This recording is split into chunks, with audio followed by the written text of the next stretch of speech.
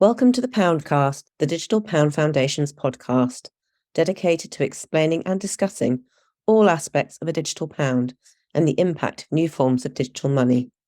Your host today is Jannah Patchay, Policy Lead and one of the originating members of the Digital Pound Foundation.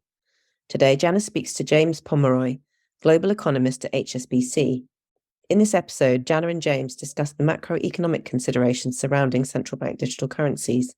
And Jannah asks, why should an economist care about central bank digital currencies? They discuss CBDCs' potential as a source for disruption to the financial system and also debunk some popular misconceptions of CBDCs. James, it's great to have you here with us today, and thank you so much for joining. Thanks for having me. Pleasure to join you today. It's the first time we've had an economist on the Poundcast, and we're really looking forward to hearing your views on why an economist should care about CBDC. So to start off with, could you give us a little on your background, how you got to where you are today, and what you're doing? Yeah, fantastic. So I'm a global economist at HSBC. My job involves a whole range of different things, as you can imagine, from looking at what's happening with the latest momentum in inflation to what central banks are doing and growth and everywhere in between. But a side part of my job is covering Scandinavia for the bank. So I spent a fair bit of time looking at what happens in Sweden and Norway. And that led me down the path many, many years ago of looking at what Sweden was doing around its cashless economy. And that sort of got a wave of thoughts starting in my mind about the demise of cash globally. And it's something I've written about over the last 5, 6, 7 years. I'm looking at what's happening across the world in terms of the demise of cash. But that's focus on Sweden also led me down the natural path of the e-krona and looking at what the Swedish central bank was doing to tackle its demise of cash, essentially, and thinking about what could happen next. And that led me down the path of, okay, this is interesting. You've got the central bank in Europe with a largely cashless economy that's thinking about what it might need to do next. What about if other central banks started to have that same discussion? And that's pretty much where the world has come to over the last 4 or 5 years, particularly accelerated by the pandemic. And it's a question that comes up more and more in my discussions with clients of the bank, thinking about the role of a central bank digital currency, what it could mean, and trying to explain to people what it looks like. So it's been a slow journey that's come from a few different angles, but one where now I spend a decent chunk of my time thinking about central bank digital currencies, how likely they are to come to fruition, but most importantly from my world, what it means for the world. That sounds fascinating. And as an economist, what is it about CBDCs that particularly interests and attracts you to them? What do you see as their potential in terms of a tool for applying macroeconomic policy, and what kind of benefits can they bring? So there's a few things here. Firstly, I'm a bit of a tech guy. I love technology, and I have a fundamental view of the world that technology will solve all problems. And when you think about payments, for me, the biggest problem is inefficiencies, it's wastage, it's transaction charges, it's delays, all of these things, unnecessary headwinds to the economy. If you think about every single part of that is a friction that doesn't need to be there. And if we can move towards a world where you have instantaneous, costless transactions, then that's clearly a good thing, not just for every single business or person operating in the economy, but what it can do in terms of helping to grow a digital payment system, helping to get people banked, helping to change the way we think about the financial system. And it almost just becomes almost a utility that's just used and exists and helps the economy to flow and helps it to work much, much better. So I'm drawn to the subject through the technology angle and think about what it could do.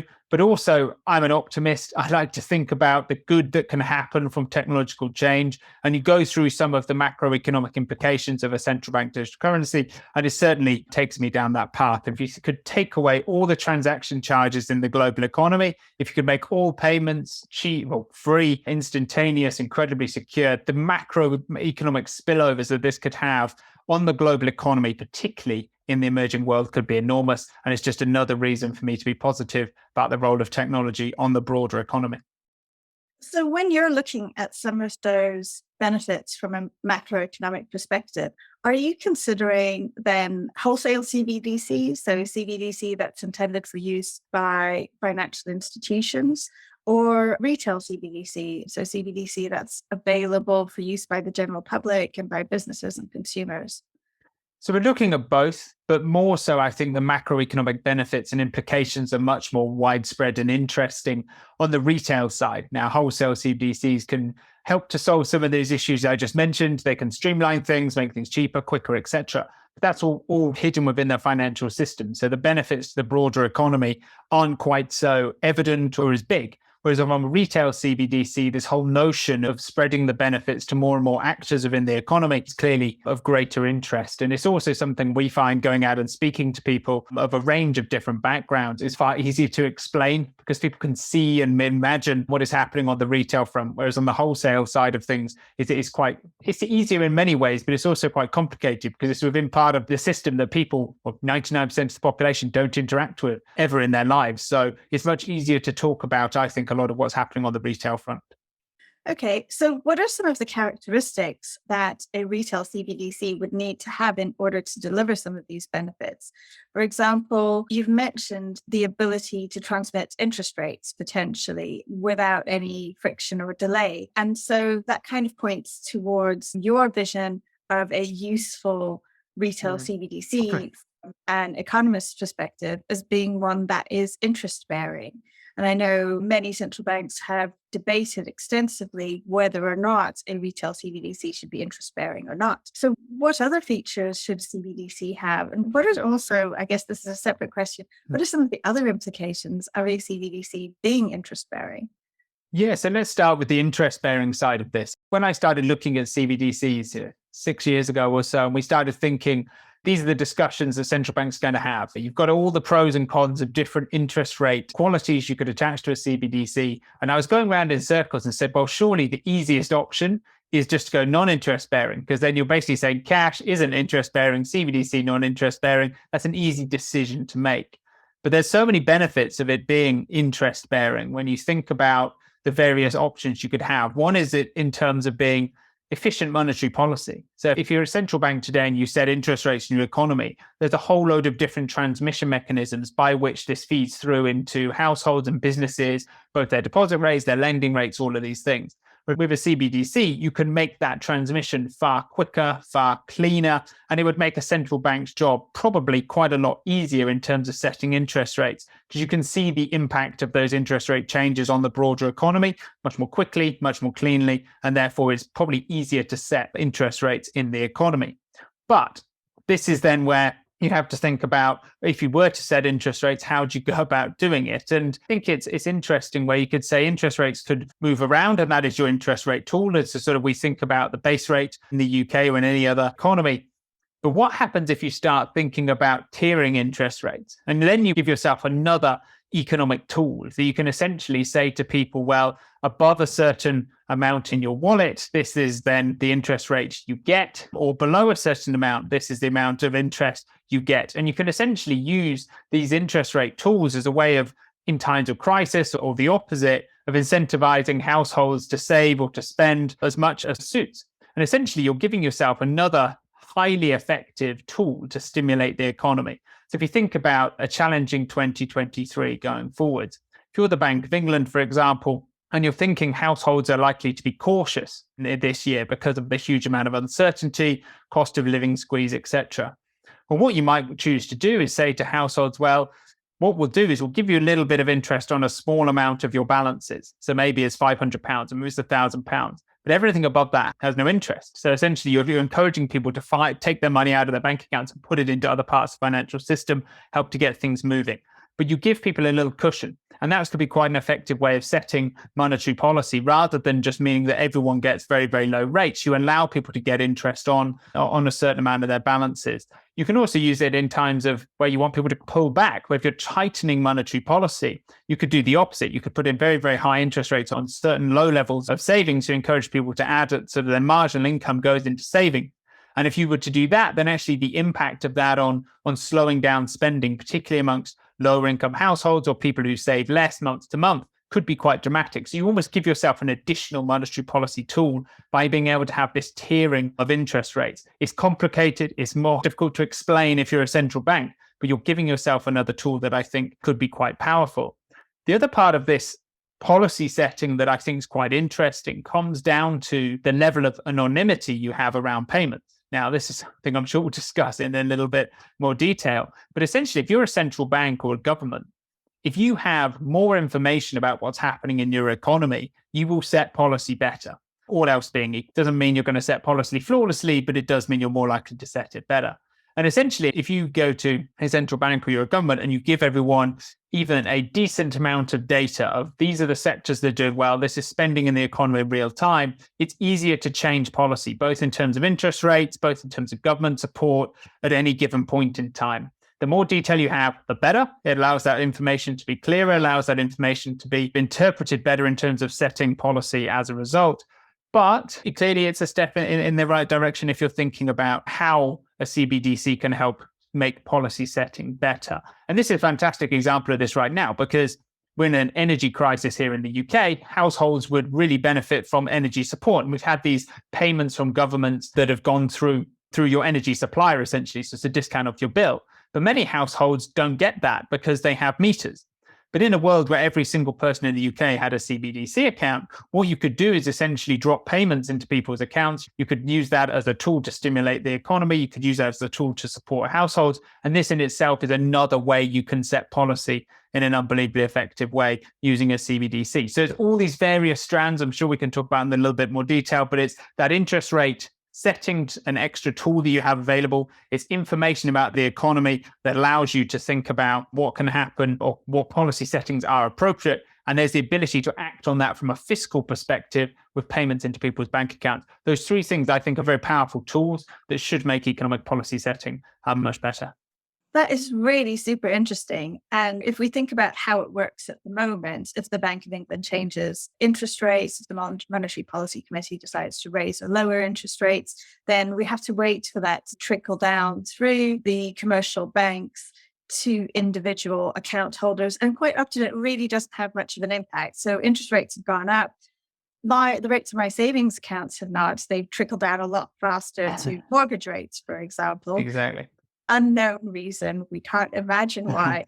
But for savers, there's very little benefit, you see. And yet, as you say, in certain times, you want to encourage people to behave in a certain way. So that is super interesting, I think. It also potentially addresses one of the major concerns that the traditional financial system, commercial banks, for example, have when it comes to CBDC, which is how do we ensure that there are not massive outflows from commercial banks' deposits into CBDCs, because obviously commercial banks rely on their deposits in order to lend as well, and that keeps the economy going. So discussions of narrow banking aside, I suppose you could also set interest rates in a CBDC such that it encourages people to transact in the CBDC, but not necessarily hold it, and therefore commercial banks could potentially compete by keeping interest rates, about offering higher interest rates to savers to encourage those larger deposits that then fuel the lending system, right?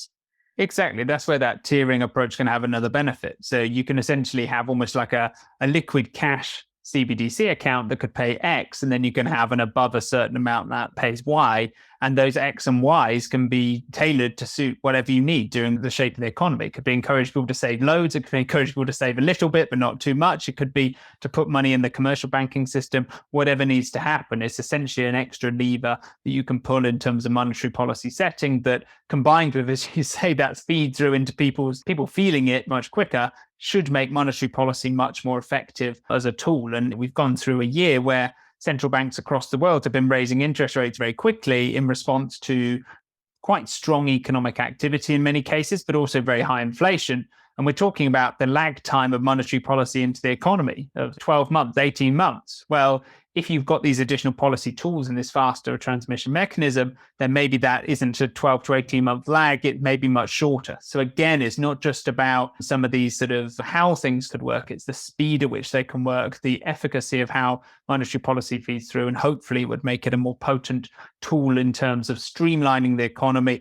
speeding up the economy, but also helping to smooth the economy and mean that we're less exposed to a sort of boom and bust cycle. And you mentioned as well, you touched on a couple of topics that it would be really good to explore. You mentioned among the benefits from a kind of policy delivery perspective is this improved ability to deliver helicopter money when it's needed, for example. So like the universal energy payments and things like that. And you mentioned if every person in the UK had an account, a CBDC accounts, then it would be really easy to make those payments out to people rather than doing it through a convoluted process of intermediaries where it might not reach the intended beneficiary in the way that it was intended to. And this idea of everyone in the UK having an account is quite interesting. How do you see that working? I mean, I don't think we're talking here about everyone potentially having an account directly with the central bank. But then in order for that universality of access, it also means that either commercial banks and other intermediaries have to be incentivized to offer everyone, and that would require solving for a lot of financial inclusion issues, a CBDC account, or I don't know, potentially individuals being able to hold wallets that weren't necessarily open through intermediaries. How do you see that working in practice? Yeah, this is a good question. And this is something that is at the fundamental heart of what Sweden's Riksbank is tackling at the moment. So their main reason to go down the path of a CBDC is they see their job as the central bank is to provide a universally accessible and accepted means of payment. Forget everything else the central bank is responsible for. They see that as the absolute fundamental core. Everyone can transact in it. There are no barriers to access. Well, there increasingly may be some barriers to access in terms of availability, but in theory, it's there for the public to use, right? Exactly. But we've moved into a world in the last decade in Sweden, but in the last 2 or 3 years or 5 years in other economies where cash is no longer universally accepted. Now, there's 2 ways of fixing that. One is you make a law for it to be universally accepted, but for a number of reasons, cash is bad. Now, there's a number of reasons why it's good, and there's a lot of people, no doubt, who will listen to this podcast who are huge fans of cash. But at the same time, cash from a macro perspective is bad. Cash is a friction in the economy that is a waste. That essentially the Riksbank was sat looking at this, and they basically thought we've got 2 options. We either make accepting cash a legal requirement, like is the case in many economies across Europe, or we find a solution. And their solution has taken them down the path of the e-krona and trying to design for this. So there'll be a digital form of payment that's universally accepted. Now they've got to come up with the universally accessible way of doing this. And as you say, there's 2 big approaches here. One is that you have to change the way in which people can get an account via the current commercial banking system. So that could be that the information that you have to provide to be able to join, to be able to get an account is much more limited if it's just a CBDC wallet. So essentially the central bank can work with commercial banks to make setting up one of these wallets very easy and not restricting who has access to one. But of course, you're going to need some sort of device, some sort of way of getting access to this. And this is something that the Riksbank is thinking about in terms of, would you almost be able to access your wallet in a bank branch or in special locations where you can go in with account ID or with something and you can get access to it, a bit like going into a bank account or into a bank branch and giving information about your bank account. Or if you remember back, used to have passbooks, building societies, a bit like that, but a much more updated version of that to try and get around some of these issues in terms of accessibility. But it is a hurdle. And there's a lot of people who wouldn't want this. A lot of people who wouldn't want to have a CBDC account. A lot of people who would think it's not a good idea. A lot of people who are opposed to these things for fundamental reasons to do with government oversight or to do a central bank and having access to what they're doing. So it might be hard to get that full universal usage, which is then goes into one of the big fundamental challenges CBDCs are going to have in terms of their adoption, is how can you convince people that these are essentially good for you as a consumer because they're going to make stuff cheaper, efficient, better going forwards. But it's a hard sell to people in many cases. And I think that's the biggest challenge. The technical solutions to accessibility, there are solutions there. The biggest hurdle is getting people to want to use it. And that I think could be a challenge. So my sort of economist pipe dream of CBDCs is one where every single person has an account and it's all fantastic and everyone loves the products they're using. But of course, the journey there is going to be very difficult and full of a whole load of challenges. And getting to a world where every man, woman and child in the economy has a CBDC account is not going to be easy. And I want to come back to some of those challenges around public adoption and the kind of misconceptions in the media as well that are driving this in a minute. But first, before we get there, I wanted to ask you about your thoughts on programmability, because when we were preparing for this, you mentioned some of the potential applications, again, from more of a macroeconomic or financial monetary policy perspective that could rely on programmability being built into the design of a CBDC. CBDC. Can you talk a little bit more about that? Yeah, I'd say let's go with the absolute extreme best thing that could ever happen as a starting point, and then maybe we'll work out where we get to on that journey. But if we take the last few years have been unbelievably difficult for certain parts of the economy, particularly hospitality. So as the economy of the world or in the UK reopened after pandemic restrictions, there's certain parts of the economy that desperately needed support, notably local bars, restaurants, cafes, entertainment venues, etc. Programmable money would allow you to essentially support those parts of the economy very easily, or very specific parts of the economy very easily, if we needed to, with digital currency. So essentially, you could give everyone access to an amount of money, so it's £50 or £100, whatever it was. But you could, in a dream world, if the technology allows for this, to basically say, well, you can spend it, but you can only spend it at certain types of locations, and you can only spend it within X miles of your house, or however you needed to cut this.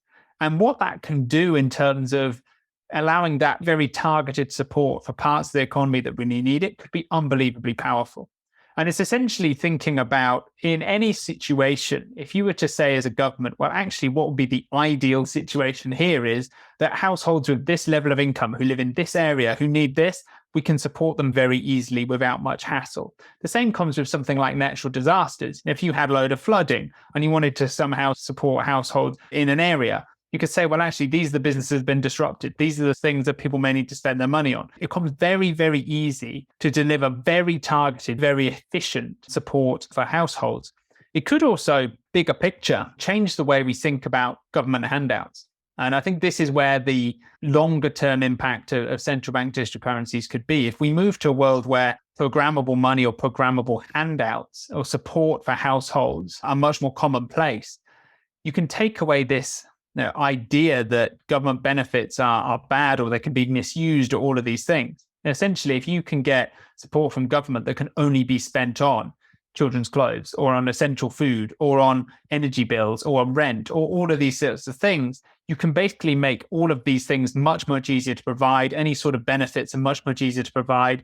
People can be much more comfortable they're going to the right place. And that could fundamentally change the way we think about state support to households and to businesses. And if it does, that again evolves the broader economic system. So it's all about, and it all comes back to that fundamental thing I mentioned at the beginning, that in a sort of more perfect world, or the way that I hope we go down with CBDCs, it's all about taking away frictions and taking away inefficiencies.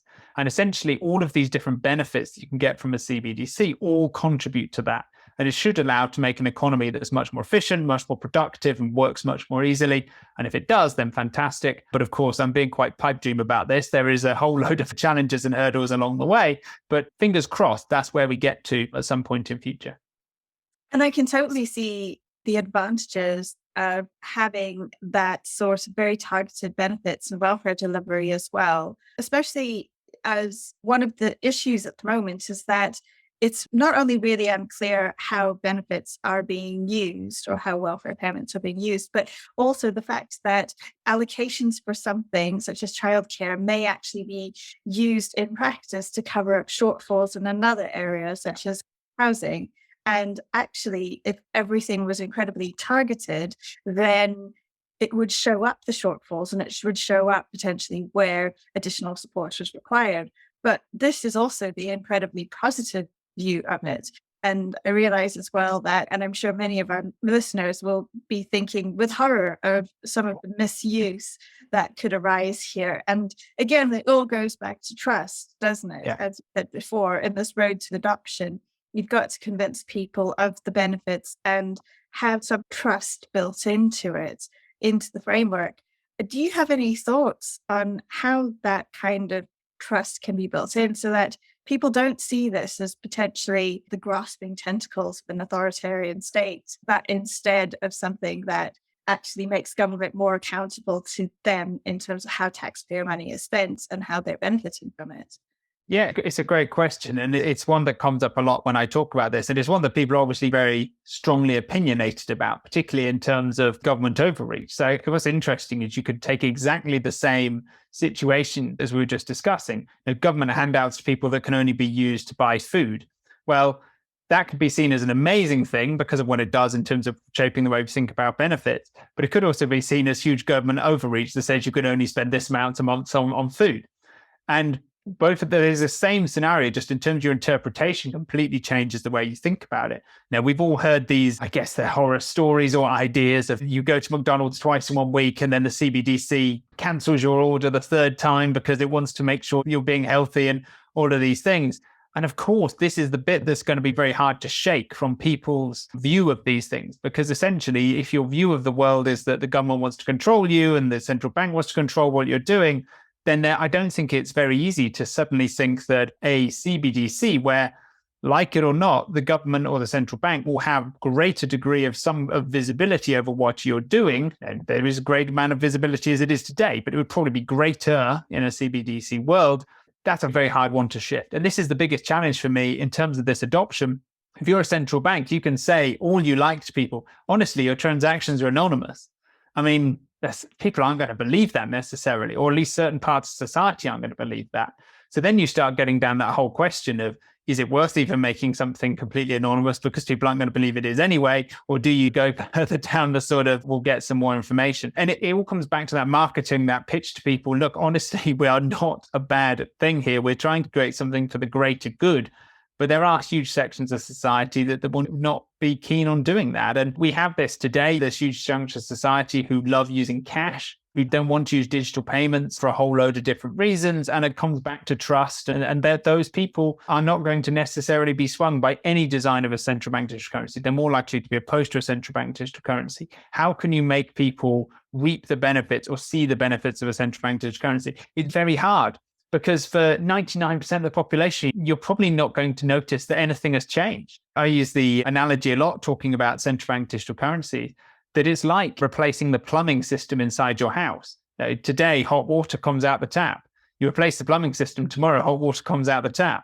It's very hard to say to people, well, if we put this new pipe in, then it means that your water is more likely to stay on, or it means that it's likely to last for 100 years, or whatever you would use to justify doing that. And it's very hard to convince people there is a legitimate benefit for the potential risks that come with it. And I think that is going to be the biggest hurdle over the next, however long it is, 2, 5, 10 years in developed markets in particular, where it's much, much harder to articulate the benefits to people because we don't have very high transaction charges on credit cards in the UK or in much of the developed world. We have a functioning financial system where most people can get a bank account today, and people go, well, what is the point? We could put in new plumbing and it could have a leak, essentially. And they've created a big challenge of people. Whereas in other parts of the world, in the emerging world, for example, in large parts of the emerging world, payments charges are massive. Using digital payments is very difficult, very cumbersome, very expensive.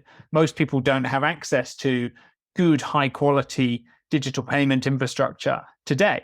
So putting new plumbing in makes a lot more sense, and it's easier to sell the benefits when the costs are likely to be much smaller. And that's why in a lot of the work I do, we're seeing so much more, I guess it's faster adoption or faster willingness to adopt central bank digital currencies by emerging market central banks, because the risks are much smaller, the benefits to consumers are much clearer, much more tangible. Whereas that is the challenge here in the UK or in other developed markets, is the benefit to consumer doesn't feel so tangible, but the risks and the uncertainties are so great that getting people to buy into it in terms of the general public is quite difficult. Now, all the things we've discussed today, I talk about as an economist, fantastic benefits to the macro economy, won't impact most people day to day. And that becomes a very hard thing to sell when the benefit is purely in terms of these macro externalities rather than the micro benefits that individual households are going to see. Maybe your transaction cost goes from 0.5% to 0 on your weekly shop,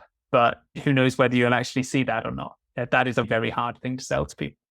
Absolutely. And I think we've discussed there the very real concerns that individuals might have when it comes to adoption of CBDC. But in our prep session, we also touched on a number of the very public kind of media misconceptions that have been widely published recently about CBDCs. Shall we conclude by looking at some of those popular misconceptions and maybe trying to debunk a few of them?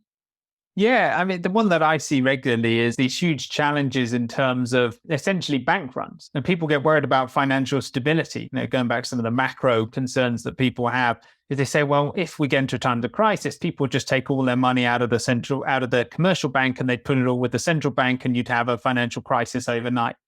But because of the design of a lot of these central bank digital currencies that are going to be going via the commercial banking system anyway, that risk just isn't a big macro stability problem. Now, if you design a central bank digital currency in certain ways, it could be, but no central bank wants to design a central bank digital currency in this way. There's experts all over the central banking world, or with the BIS, or within central banks, who are considering all of these risks. Now, if you use my plumbing example, the risks of a pipe bursting, right? That you've got to make sure that those risks are managed, or they're very small, before you really go down this path. So any of these big financial stability risks about CBDCs, I'm not really that worried about, because people have realized these same challenges, but they realized these challenges 4, 5, 6 years ago.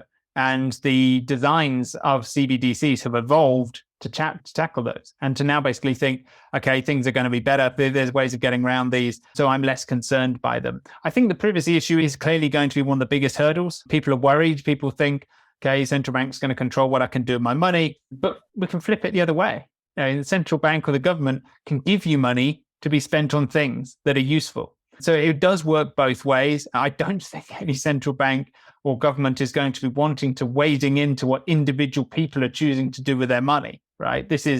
Think about the additional cost and effort and all of these things for something that has absolutely no benefit to them whatsoever.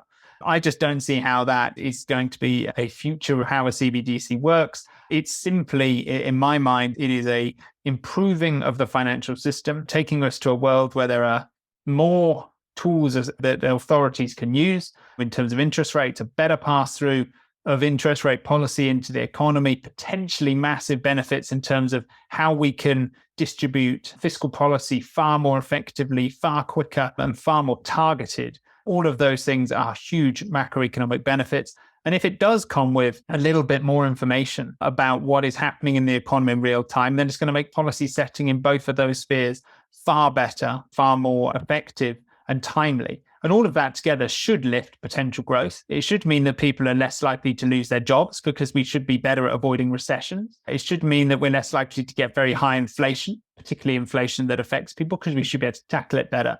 So we've got to think much more about some of these broader benefits that can accrue to people from this improvement in the financial system, that we could, or central bank digital currencies could play a key role in streamlining the business cycle. It could play a big role in keeping inflation under control, and it could play a key role in supporting economic activity. And by and large, I think that's what most people would say is a good thing going forward.